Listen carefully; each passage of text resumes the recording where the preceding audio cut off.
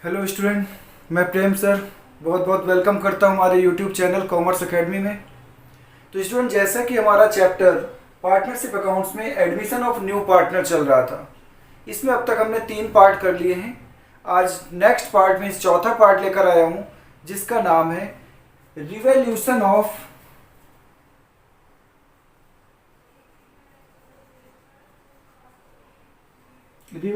Of assets and liabilities, reassessment of liabilities.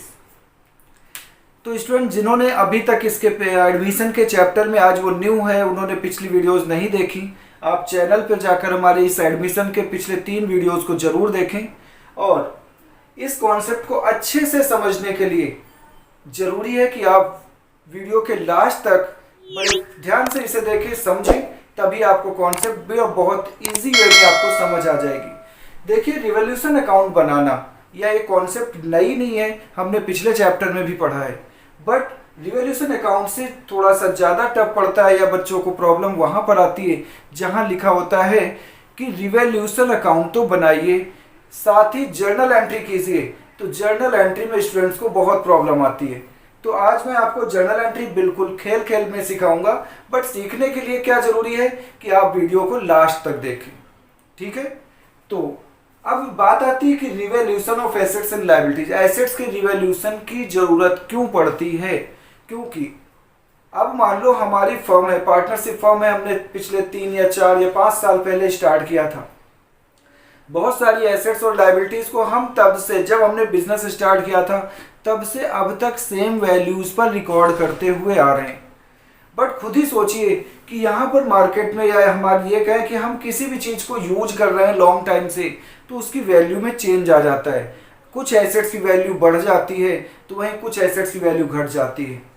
ऐसी कुछ liabilities हैं जिन्हें हमने पुरानी वैल्यू पर रिकॉर्ड किया हुआ है, जबकि अब तक हो सकता है कि वो लायबिलिटीज़ बढ़ गई हों या पेमेंट करने से घट गई हों। ऐसी भी बहुत सारी एसेट्स हो सकती हैं जिन्हें हम अपने बिजनेस में यूज तो कर रहे हैं, खरीदा और यूज तो कर रहे हैं, बट अभी तक हमने अपने बुक्स में रिकॉर्ड नहीं किया। Similarly there may be some liabilities also which are not recorded in the books of accounts at all. तो अब हमें जो रिवैल्यूएशन करना है, मीन्स रिवैल्यूएशन एसेट्स का करना है, लायबिलिटीज का रीअसेसमेंट करना है। कैसे करना है, उसके लिए हम एक नया अकाउंट सीखेंगे जिसका नाम है रिवैल्यूएशन अकाउंट। रिवैल्यूएशन अकाउंट मैं आपको इस अकाउंट से रिलेटेड साथ साथ जर्नल एंट्रीज भी सिखाऊंगा, ताकि आपको ये टॉपिक बिल्कुल इजी लगे और खेल खेल में आप इसे सीख जाएं। रिवैल्यूएशन अकाउंट का दूसरा नाम कई बार क्वेश्चन में बोल दिया जाता है कि prepare profit and loss adjustment account. तो आपको ये अकाउंट का दूसरा नाम, रिवैल्यूएशन अकाउंट का दूसरा नाम भी याद रखना है, ताकि आप पेपर में कंफ्यूज ना हो जाएं कि ये नया क्या पूछ लिया गया। ये रिवैल्यूएशन अकाउंट का ही दूसरा नाम है।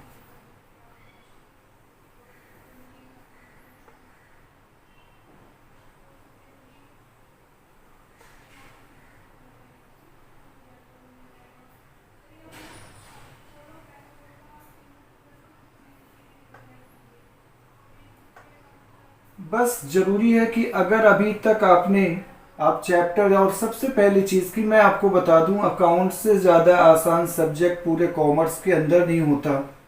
बट अगर आपको टफ लगता है तो आप हमारी सारी वीडियोस को देखिए, आपको पता नहीं चलेगा, ऐसा लगेगा नहीं कि अकाउंट जैसा सब्जेक्ट कैसे कोई हार्ड है या टफ कह सकता है। बस ज़रूरी है कि आप वीडियोस पर पूरा फोकस करें, और साथ ही साथ जो कॉन्सेप्ट आज बताई गई उसकी घर पे प्रैक्टिस करें। ठीक है, तो revaluation account same as profit and loss account है, profit and loss adjustment account है। जब नेचर यहाँ प्रॉफिट एंड लॉस लिखा गया, तो जैसा आपने profit and loss account previous classes में सीखा है, तो आपको पता होगा कि प्रॉफिट एंड लॉस अकाउंट में सारी इनकम्स क्रेडिट साइड में दिखाई जाती हैं, जबकि लॉसेस हम डेबिट साइड में दिखाते हैं। ठीक है, यहाँ लिखेंगे particulars amount and particulars amount. ठीक है, अब स्टार्ट करते हैं। क्योंकि आपको मैंने बताया टॉपिक का नाम है एसेट्स का और लायबिलिटीज का रिवैल्यूएशन, तो यहाँ कोई अदर एक्सपेंशन लॉसेस नहीं आएंगे, हमें केवल और केवल एसेट्स को रिवाइज करना है। अब एसेट्स को रिवाइज करने में दो बातें आती हैं कि आइदर हमारे बुक्स में जो एसेट्स की वैल्यू प्रीवियसली दिखाई गई है, ओल्ड अमाउंट दिखाई गई है, आज करंट वैल्यू उसकी बढ़ गई है, या तो ऐसा हो सकता है। और अगर ऐसा हुआ है कि हमारे किसी भी एसेट्स की value as per balance sheet आज करंट वैल्यू बढ़ गई है, तो आज उसकी करंट वैल्यू पे लाने के लिए हमें क्या करना पड़ेगा, अपने बैलेंस शीट में उस गिवन वैल्यू को बढ़ाना पड़ेगा। तो एसेट्स अगर बढ़ गई है तो ये हमारे लिए क्या है, ये हमारे लिए प्रॉफिट है। ठीक है, हम इसे कहाँ दिखाएंगे, अपने सारे प्रॉफिट्स को कहाँ दिखाते हैं, रिवैल्यूएशन अकाउंट में, क्योंकि प्रॉफिट है, फायदे क्रेडिट में दिखाए जाते हैं, इसलिए आप यहां पर दिखा दोगे बाय इंक्रीज इन एसेट्स। आपको ये जब रिवैल्यूएशन अकाउंट बनाना है तो यहां पर इंक्रीज इन एसेट्स नहीं लिखना, ये तो आपके समझने के लिए लिखा है, आपको तो डायरेक्ट उस एसेट्स का नाम लिखना है। मान लीजिए लिखा है कि building is appreciated by 20,000, building की वैल्यू 20,000 बढ़ गई, तो यहां लिखेंगे by building, by increase in building नहीं, बाय बिल्डिंग, और 20,000 वैल्यू बढ़ गई तो आप केवल वो 20,000 यहां दिखाएंगे। बट बैलेंस शीट में आपकी जो अमाउंट है वहां पर 20,000 प्लस करके न्यू वैल्यू दिखाएंगे। साथ साथ आप इसकी जर्नल एंट्री भी आप सीख लें, मैं आपको जर्नल एंट्रीज भी सिखाता हूं ताकि आपको रिवैल्यूएशन अकाउंट और भी इजी लगने लगे। देखिए पहली एंट्री, अगर एसेट्स की वैल्यू बढ़ती है, यहां लिखते हैं for increase in the value of assets. अगर किसी एसेट्स की वैल्यू क्या हो गई, इंक्रीज हो गई, बढ़ गई, तो हमें क्या करना चाहिए, आपने क्लास 11th में सीखा है बेसिक कि एसेट्स को बढ़ाने के लिए डेबिट करते हैं, तो आप उस एसेट्स को डेबिट कर दो जिसकी वैल्यू बढ़ी है। मैंने लिखा यहाँ सन्ड्री एसेट्स, क्योंकि हमें नाम नहीं पता। अब मान लीजिए लिखा है कि बिल्डिंग की वैल्यू बढ़ गई है, तो आप सन्ड्री एसेट्स की जगह क्या लिखेंगे, बिल्डिंग अकाउंट। तो बिल्डिंग अकाउंट डेबिट, बट ये एसेट्स की वैल्यू बढ़ गई, आपने एसेट्स को तो डेबिट कर दिया, इसे हम कहाँ दिखाएंगे, ये हमारा प्रॉफिट है तो कहाँ जाएगा, रिवैल्यूएशन अकाउंट के क्रेडिट साइड में। इसीलिए रिवैल्यूएशन अकाउंट के क्रेडिट में हमने दिखाया, यहां लिखेंगे टू रिवैल्यूएशन अकाउंट, ये हमारा फायदा है, इनकम है, इसलिए हमने इसे क्रेडिट में दिखाया। आई थिंक आपको ये बात समझ आ गई होगी। एसेट्स को बढ़ाने के लिए डेबिट करते हैं तो कर दिया, बट क्रेडिट किसे करें, तो ये एसेट्स का बढ़ना हमारे लिए प्रॉफिट है, इसलिए रिवैल्यूएशन अकाउंट के क्रेडिट में आएगा। यहाँ रिवैल्यूएशन अकाउंट हमने कर दिया क्रेडिट, साथ साथ एंट्री देखना है। अब आती है बात कि एसेट्स बढ़ गई तो फायदा है, बट अगर एसेट्स की वैल्यू घट गई तो क्या होगा, तब तो ये लॉस हो गया। तो फॉर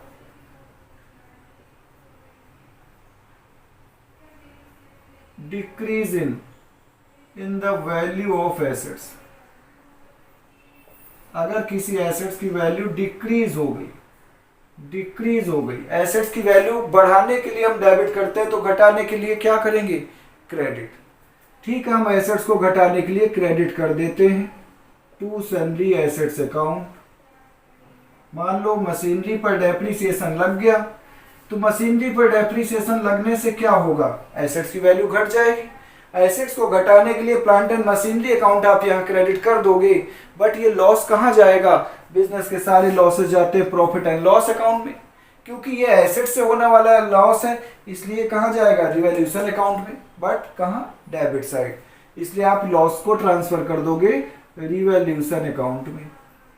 तो revaluation account debit to plant and machinery account, जिस भी एसेट्स की वैल्यू घटी है उसे घटाने के लिए आपने यहां दिखा दिया।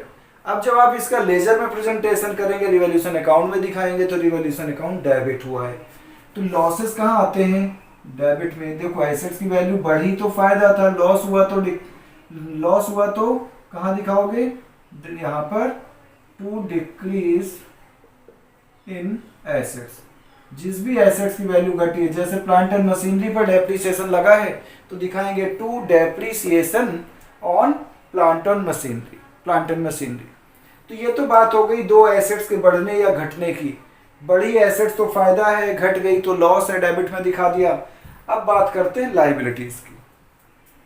अगर लाइबिलिटीज की वैल्यू बढ़ जाए तो ये हमारे लिए अनफेवरेबल सिचुएशन है। कोई भी नहीं चाहता कि उसकी लाइबिलिटीज बढ़े, बट अब बढ़ गई है तो बुक्स में रिकॉर्ड तो करना पड़ेगा। तो लाइबिलिटीज बढ़ना हमारे लिए कहाँ, पहले तो मैं केस लिख देता हूं कि फॉर इंक्रीज इन लाइबिलिटीज, अगर एसेट्स की लाइबिलिटी की वैल्यू बढ़ी है, increase in liabilities,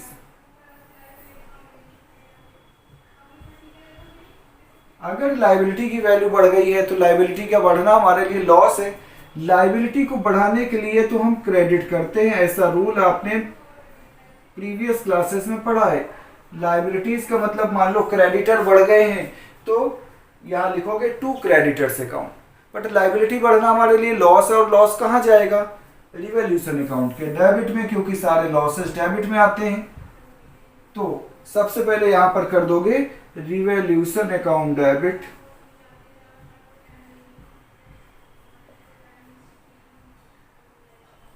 revaluation account debit to liabilities, यहां पर लाइबिलिटी का नाम लिखना है।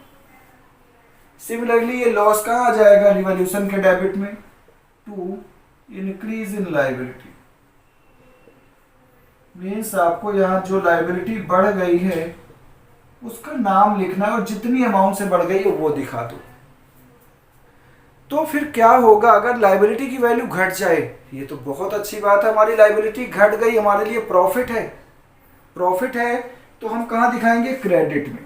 यहां पहले जर्नल बताता हूं, फॉर डिक्रीज इन लाइबिलिटीज। अगर किसी लाइबिलिटी की वैल्यू घट गई है तो ये हमारे लिए फेवरेबल सिचुएशन है। लाइबिलिटी को घटाने के लिए क्या करते हैं, basic rules of debit credit के अकॉर्डिंग लाइबिलिटी को घटाने के लिए डेबिट करते हैं। इसलिए सन्ड्री लाइबिलिटीज अकाउंट डेबिट, यहां सन्ड्री का मतलब क्या है, यहां पर आपको उस लाइबिलिटी का नाम लिखना है।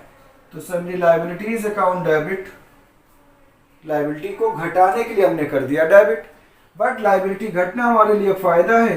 कहां जाते हैं सारे फायदे, रिवैल्यूएशन अकाउंट के क्रेडिट साइड में।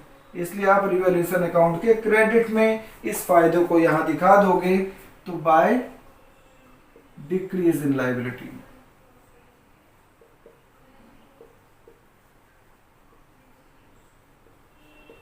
आई थिंक आपको समझ आ रहा होगा। ठीक है, अब ये बात हो गई चार बातें हो गई, एसेट्स और लाइबिलिटीज की वैल्यू बढ़ना और घटना। अब हम बात करते हैं कि मान लीजिए कोई ऐसी भी एसेट्स हमारे पास जिसे हमने खरीदा था, बिजनेस में यूज भी कर रहे हैं, बट अभी तक मान लो वो क्रेडिट परचेज थी, उसका कोई बिल नहीं आया, इसलिए अभी तक बुक्स में रिकॉर्ड नहीं किया था, बट अब हमें रिकॉर्ड कर लेना है। तो for recording unrecorded assets,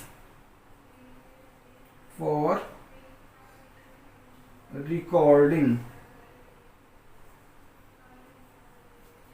recording and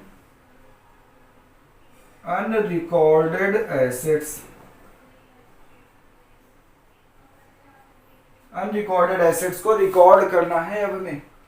तो एसेट्स को रिकॉर्ड करेंगे तो एसेट्स बढ़ जाएंगी, बढ़ाने के लिए debit, means unrecorded assets account debit.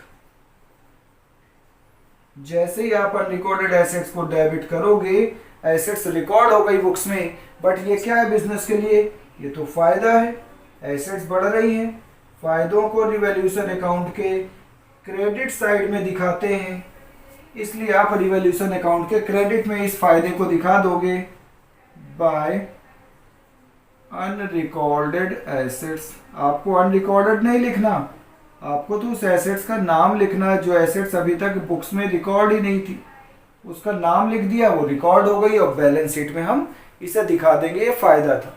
But ऐसे ही हो सकता है कि कोई हमारी अनरिकॉर्डेड लायबिलिटी हो जिसे अब तक हमने रिकॉर्ड नहीं किया, तो for recording and unrecorded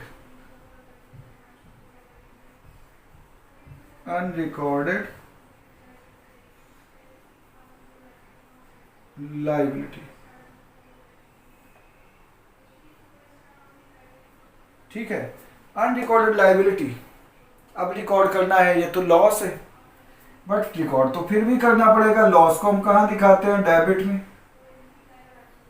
unrecorded liability, तो रिवॉल्यूशन, इससे क्या होगा? लॉस बढ़ेगा। रिवॉल्यूशन के डेबिट में हमने दिखाया है, इसलिए रिवॉल्यूशन अकाउंट डेबिट।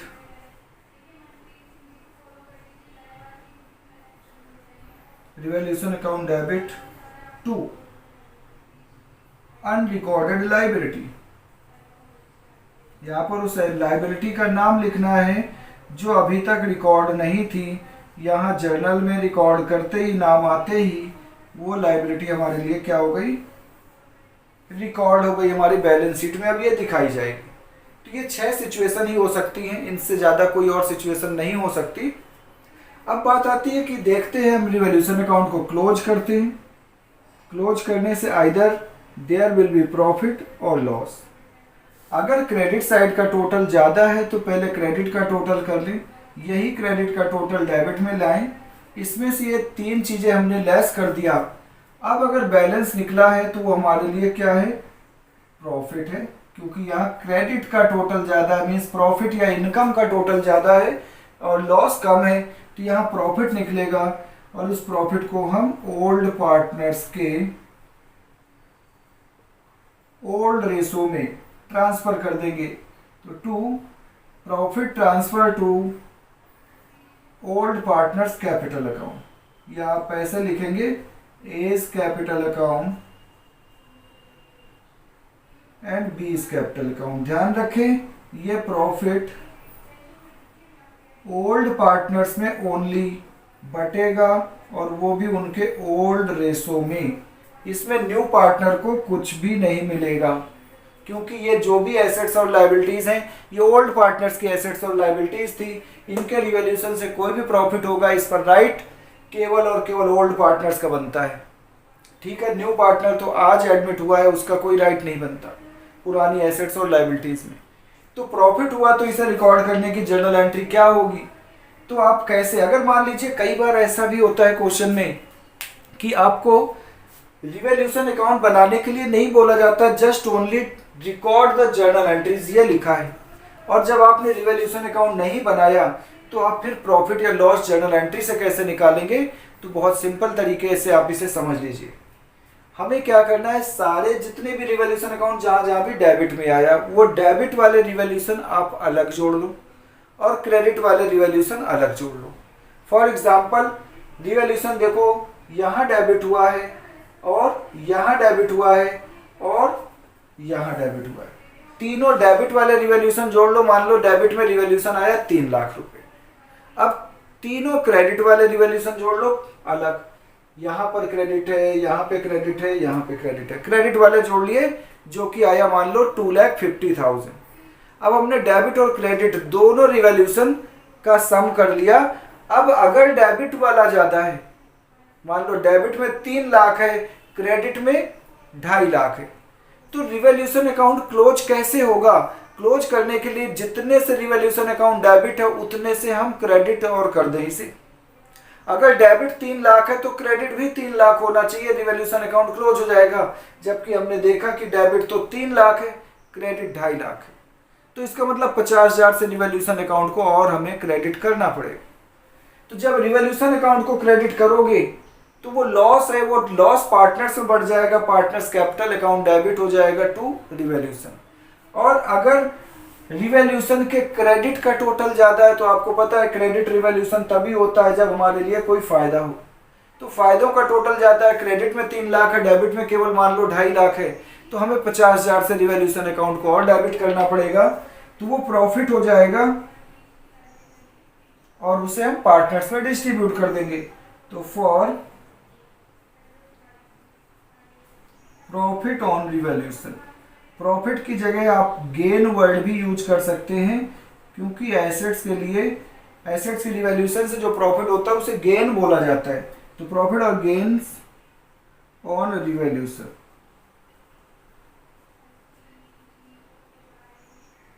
ठीक है, तो अब इसे रिकॉर्ड करना है। अब आप क्या देख रहे हैं कि क्रेडिट का रिवॉल्यूशन ज़्यादा आया है, तो जितना क्रेडिट है उतने से ही हमें डेबिट करना पड़ेगा। मतलब क्रेडिट अगर 3 लाख है और डेबिट केवल 2.5 लाख ही हुआ है, तो हमें 50,000 से और डेबिट करना पड़ेगा। लाइक यहाँ पर आप देख सकते हो क्रेडिट का अगर टोटल ज़्यादा है तभी तो रिवॉल्यूशन अकाउंट के डेबिट में आया है। तो रिवॉल्यूशन अकाउंट डेबिट,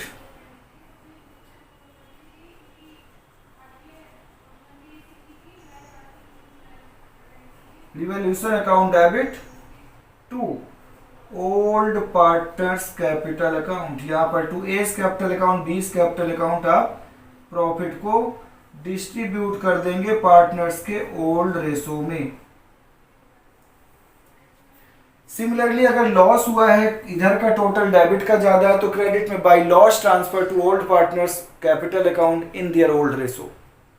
तो उम्मीद करता हूं कि आपको रिवॉल्यूशन अकाउंट की concept with its journal entries अच्छे से समझ आ गई होंगी।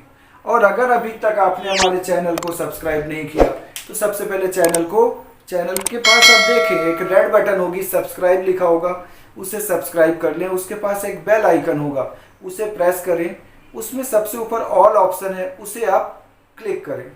इससे क्या होगा कि हमारी रेगुलर वीडियोस की अपडेट्स सबसे पहले आप तक पहुंचेगी, नोटिफिकेशन आप तक पहुंचेगा और कोई भी वीडियो मिस नहीं होगी। अगर वीडियो आपको अच्छी लगी है तो लाइक ज़रूर करें, इससे हमें मोटिवेशन मिलता है, और अपने दोस्तों में भी इसे शेयर करें। तो इसके अब क्वेश्चंस और विद जर्नल एंट्रीज जरूर इसकी प्रैक्टिस करें। ठीक है, और नेक्स्ट वीडियो के साथ फिर आपसे मिलता हूँ। तब तक के लिए टेक केयर।